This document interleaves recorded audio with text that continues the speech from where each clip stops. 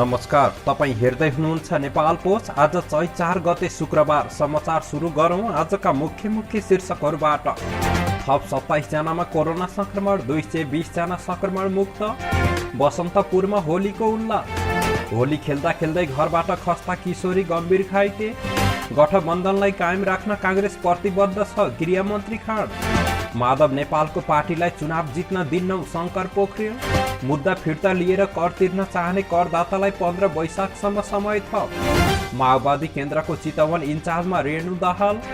तोकिएकै मितिमा निर्वाचन हुन्छ, कुनै कन्फ्युजन नराख्नुस्, गठबन्धन। नेपाली रेल अब एक दिन बिराएर गुडाइने। चुनाव परिचालनका लागि एकीकृत समाजवादीले 7 प्रदेशमा खटायो नेता। र धमाधम उडान विस्तार गर्दै नेपाल एयरलाइन्स। अब सुन्नुहोस् पूरा समाचार। पछिल्लो 24 घण्टामा 27 जनामा कोरोना संक्रमण पुष्टि भएको छ। स्वास्थ्य तथा जनसङ्ख्या मन्त्रालयका अनुसार 1654 पीसीआर परीक्षणमा 22 जना र 3093 एन्टिजेन परीक्षणमा 5 जना गरी 27 जनामा संक्रमण पुष्टि भएको हो। कोरोना संक्रमणबाट पछिल्लो 24 घण्टामा कसैको मृत्यु भएको छैन भने संक्रमण मुक्त हुनेको संख्या 220 रहेको छ। हाल देशभर कोरोना भाइरसको सक्रिय संक्रमितको संख्या 4376 रहेको छ।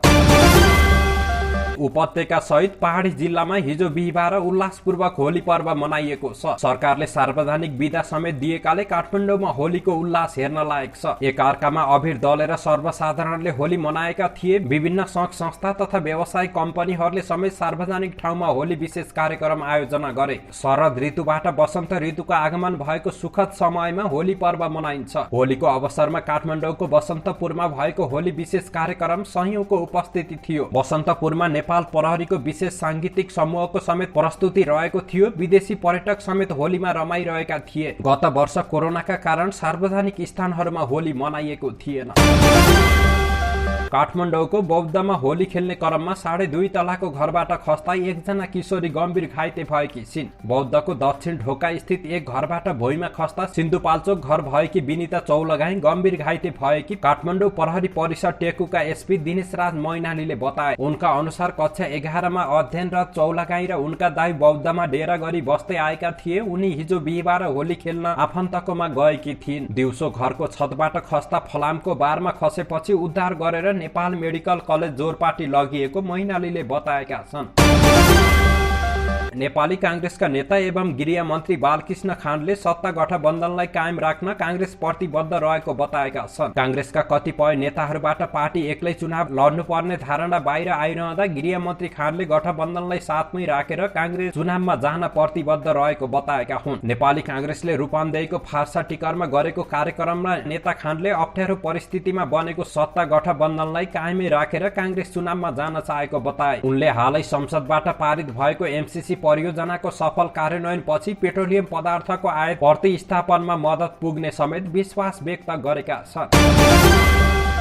प्रमुख प्रतिपक्ष दल नेकपा एमालेका महासचिव शङ्कर पोखरेलले माधव कुमार नेपाल नेतृत्वको नेकपा एकीकृत समाजवादीलाई चुनाव जित्न नदिने बताएका छन्। अखिल नेपाल महिला संघले हिजो बिहिबार काठमाडौँमा आयोजना गरेको प्रशिक्षण कार्यक्रममा उनले एकीकृत समाजवादी भविष्यमा अस्तित्व नै नरहने अवस्था सिर्जना गर्ने बताएका छन्। अहिले हामीले माधव नेपालको पार्टीलाई किन मान्यता दिएका छैनौं भन्दा त्यसलाई हराइदिने हो। भविष्यमा त्यो पार्टी अस्तित्वमा नरहोस् भन्नका लागि हामीले चुनाव नजित्ने खालको स्थिति बनाउनै पर्छ, पोखरेलले भने। चुनावमा हारेपछि सो पार्टी एमालेमै सामिल हुने उनको दाबी छ। जसरी विगतमा नेकपा माले भन्ने पार्टी गठन भएको थियो, सबैतिर चुनाव हराइदिएपछि के भयो? झोली झुम्टा बोकेर सबै कमरेडहरू अब हामी घर फर्कियौं भनेर आउनुभयो, पार्टी सकियो, पोखरेलले भने। महासचिव पोखरेलले अरू साना कम्युनिस्ट पार्टीलाई पनि चुनावमा हराएर एमालेमा सामिल गर्ने बताए। नेता जोडेर बलियो कम्युनिस्ट पार्टी बनाउन खोज्यौं, सम्भव भएन। अब कार्यकर्ता जोडेर कम्युनिस्ट पार्टी बलियो बनाउनु पर्छ। त्यसका लागि साना पार्टीहरूलाई चुनावमा हराइदिने र कार्यकर्तालाई आफूसित ल्याउने उनले भनेका छन्। पोखरेलले अघि भने, अब हाम्रो बाटो एमालेलाई नेपालको वामपन्थी आन्दोलनको एकमात्र शक्ति बनाउने हो। अहिले थुप्रै छन्, तर ती पार्टीहरूलाई हामीले चुनाव जित्न नसक्ने तहमा पुर्यायौं भने हराएर जान्छन्। नेपालमा ठूलो पार्टी फुटाएर जानेहरू कसैले पनि ठूलो पार्टी बनाउन नसकेको उनले बताए। मोहन वैद्यहरू एक प्रकारले प्रचण्डकै हाराहारीको शक्ति लिएर विभाजित भएका थिए। तर आज कस्तो अवस्था छ? कुनै ठाउँमा चुनाव लडेर चुनाव जित्न सक्ने ठाउँ छ र छैन? उनले थपे। चुनाव जित्न नसक्ने भएपछि भनिरहेका छन्, हामी क्रान्तिहरू हौं, चुनावमा भाग लिँदैनौं।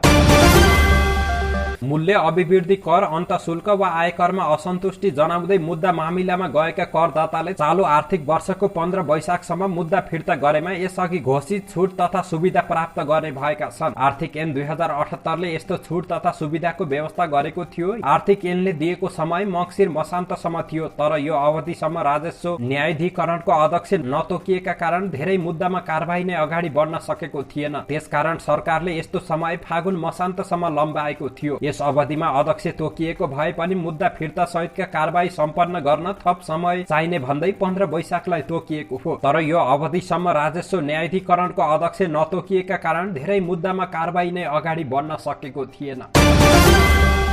नेकपा माओवादी केन्द्रले चितवन जिल्ला इन्चार्जको जिम्मेवारी केन्द्रीय सदस्य एवं भरतपुर महानगरपालिकाकी मेयर रेणु दाहाललाई दिएको छ। हिजो बिहिबार माओवादी केन्द्रको बागमती प्रदेश समितिले दाहाललाई इन्चार्ज र आरसी अधिकारीलाई जिल्ला संयोजकको जिम्मेवारी दिएको हो। यस्तै अन्य पदाधिकारी भने टुङ्गिन बाँकी रहेको संयोजकको जिम्मेवारी पाएका अधिकारीले जानकारी दिए। माओवादी केन्द्रको 8औं महाधिवेशनपछि जिल्ला इन्चार्जहरू तोकिएका थिएनन्। हालै बसेको केन्द्रीय समितिको बैठकले आफ्नो प्रदेशभित्रका जिल्ला इन्चार्ज तोक्ने अधिकार प्रदेश समितिलाई दिएको थियो। सत्तारूढ 3 दलका शीर्ष नेताहरूबीच हिजो बिहिबार बिहान भेटवार्ता भएको छ। प्रधानमन्त्री शेरबहादुर देउवाले बिहान माओवादी केन्द्रका अध्यक्ष पुष्पकमल दाहाल प्रचण्ड र एकीकृत समाजवादीका अध्यक्ष माधव कुमार नेपालसँग भेटवार्ता गरेका हुन्। बालवाटारमा भएको भेटमा नेताहरूले चुनाव नहुने हल्लाबारे चासो राखेका थिए। हामी पुरै तागत लगाएर गइसक्यौं, तर बीचबीचमा निर्वाचन हुँदैन भन्ने हल्ला चलिराख्छ भन्दा प्रधानमन्त्रीजीले बडो सहज ढंगले चुनावको दिन भोट हाल्ने दिन पनि भइराख्छ। नेपाल यस्तै हो भन्नुभयो। बुटोलमा संचार कर्मीहरूसँग कुरा गर्दै प्रचण्डले भनेका छन्, स्थानीय तहको निर्वाचन तोकिएकै मिति 30 वैशाखमै हुने उनले बताए। उनले भने तोकिएकै मितिमा निर्वाचन हुन्छ, त्यसमा कुनै कन्फ्युजन नराख्न आग्रह गर्छु। पछिल्लो 1 महिनादेखि बिना यात्रु दिनहुँ गुड्दै आएको नेपाली रेल अब महिनाको 15 दिन मात्रै गुड्ने भएको छ। गत फागुन 1 गतेदेखि दिनमा एक पटक बिना यात्रुको रेल भारतको जयनगरदेखि जनकपुर धाम हुँदै कुर्थासम्म गुडिरहेको छ। तर अब महिनाको 15 दिन मात्रै रेल गुडाइने नेपाल रेलवे कम्पनीका महाप्रबन्धक निरञ्जन झाले जानकारी दिए। उनका अनुसार अब 1 दिन बिराएर रेल चल्नेछ। होलीमा रेल बन्द गरिएको र होलीपछि 1 दिन बिराएर गुडाइने उनले बताए। रेल गुडिरहे पनि आम्दानी भएको छैन। महाप्रबन्धक झाले आम्दानी नभएसम्म लागत खर्च कम गर्ने उद्देश्यले 1 दिन बिराएर रेल चलाइने बताए। रेल गुडाउने अध्यादेश निष्क्रिय भएका कारण उद्घाटनको मिति निर्धारण हुन नसकेको पनि उनले बताए। हामीले आफ्नो तर्फबाट सबै तयारी गरिसकेका छौं। उनले भने कर्मचारी नियुक्त भइसकेका छन्, भाडा दर पनि निर्धारण गरिसकेका छौं, तर कानूनको अभावमा यात्रुलाई बोकेर गुडाउन सकिएको छैन। उनले संघीय सरकारले पूर्ण रेल सम्बन्धी अध्यादेश ल्याउने तयारी गरेको भन्दै सम्भवतः सोमबारसम्म अध्यादेश आउने बताए। अध्यादेश आएर कानून बनिसकेपछि उद्घाटन भएर रेल सेवा नियमित हुने उनले बताएका छन्।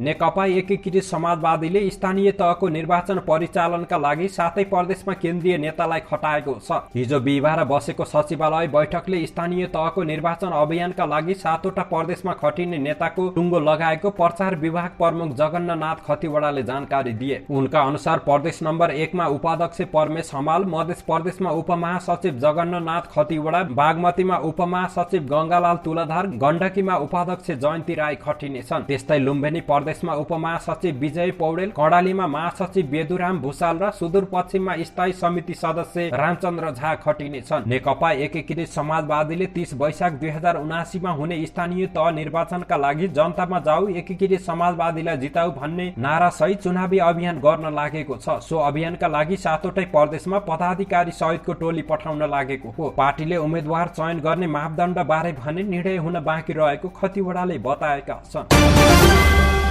राष्ट्रिय ध्वजावाहक नेपाल वायुसेना निगम नेपाल एयरलाइन्सले कोभिड-19 महामारीका कारण उडान स्थगित भएका गन्तव्यमा धमाधम उडान विस्तार गरिरहेको छ। महामारीको जोखिम कम भएसँगै सबैजसो क्षेत्र सहज बनेपछि नेपाल एयरलाइन्सले महामारी अघि उडान सेवा दिइरहेका गन्तव्यमा पुनः उडान सुरु गरेको हो। नेपाल एयरलाइन्सले 2 वर्षको अन्तरालपछि भारतको मुम्बई र बेंगलोरमा पुनः उडान गर्ने घोषणा गरिसकेको छ। निगमले आगामी मार्च 21 देखि बेंगलोर र मार्च 29 तारिकदेखि मुम्बईमा उडान गर्ने तयारी गरेको भएको छ। बेंगलोरमा साताको मंगलबार, बिहीबार र शनिबार उडान सञ्चालन हुनेछ भने मुम्बईमा बुधबार, शुक्रबार र आइतबार उडान गरिनेछ। महामारीको असहज अवस्थामा पनि नियमित उडान भइरहेको भारतको नयाँ दिल्ली गन्तव्यमा पनि गत फागुन 30 देखि दैनिक 2 उडान भइरहेको छ। भारतले आफ्ना सबै प्रकारका व्यावसायिक उडान खुल्ला गरेसँगै नेपाल एयरलाइन्सले दिल्लीमा दैनिक 2 उडान गरेको हो। नेपाल एयरलाइन्सले जापानको नारितामा साताको 2 दिन उडान गर्ने गरी आवश्यक तयारी गरिरहेको छ। कोभिड महामारीका कारण उडान स्थगित भएको यो गन्तव्यमा निगमले पुनः उडान सञ्चालन गर्न लागेको हो। निगमले जापानको नारितामा साताको 2 उडान गर्ने निगमका प्रवक्ता अर्चना खड्काले जानकारी दिए। नारिता विमानस्थलमा अप्रिल 1 देखि उडान गर्ने गरी तयारी भइरहेको हो। निगमका प्रवक्ता खड्काले कोभिड महामारी पूर्वका सबैजसो गन्तव्यमा पुनः उडान विस्तार गरेर नेपाल एयरलाइन्स उडान सेवामा पूर्ववत लपमा फर्किएको उल्लेख गरे। नेपाल एयरलाइन्सले नारितामा अप्रिल 1 देखि साताको मंगलबार र शुक्रबार उडान गर्ने गरी नयाँ तालिका सार्वजनिक गरिसकेको छ। हाल नारितामा साताको 1 दिन शुक्रबार मात्रै उडान भइरहेको छ। नेपाल एयरलाइन्सले 7 देशका 9 गन्तव्यमा उडान गर्दै आएको छ।